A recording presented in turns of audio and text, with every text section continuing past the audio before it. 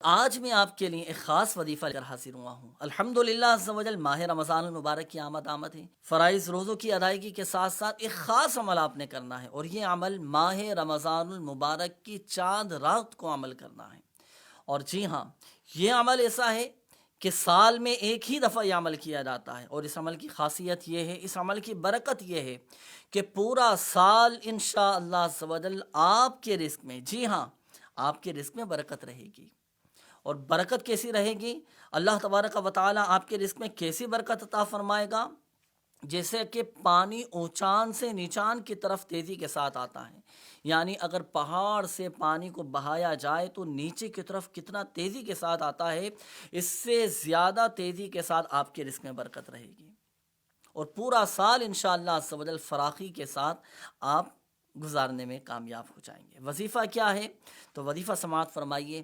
وظیفہ یہ ہے کہ جو کوئی ماہ رمضان المبارک کی چاند رات کو مغرب کی نماز ادا کرنے کے بعد 21 مرتبہ 21 ٹائمز 21 مرتبہ سورۃ القدر، قرآن پاک کے 30ویں پارے میں سورۃ القدر ہے۔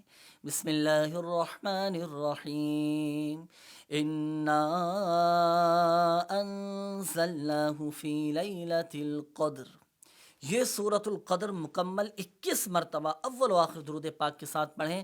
اللہ پاک کی رحمت سے انشاءاللہ عز و جل آپ کے رزق میں برکت رہے گی۔ آپ نے وظیفہ سماعت فرمایا، تو جب آپ ماہ رمضان المبارک کی چاند رات کو اس وظیفے پر عمل کرنے لگے تو چند احتیاطوں کو ضرور پیش نظر رکھیے گا۔ باوضو آپ نے اس وظیفے پر عمل کرنا ہے، قبلہ رو بیٹھ کر اس وظیفے پر عمل کیا جائے، قبلہ رو بیٹھ کر سورۃ القدر کی تلاوت کی جائے۔ اسی طرح جب آپ اس وظیفے کو پڑھنے لگیں تو زبانی بھی پڑھا جا سکتا ہے، لیکن بہتر یہ ہے کہ قرآن پاک کھول کر، قرآن پاک ہاتھ میں لے کر پھر آپ سورۃ القدر کی تلاوت کیجئے، تو قرآن پاک دیکھنے کا بھی ثواب ملے گا، قرآن پاک چھونے کا بھی ثواب ملے گا۔ اور ایک بات اور ذہن نشین فرما لیجئے، وظیفہ شروع کرنے سے قبل صدقہ ضرور دے دیجئے گا، انشاءاللہ عز و جل اس کی بھی آپ کو خوب برکتیں حاصل ہوں گی۔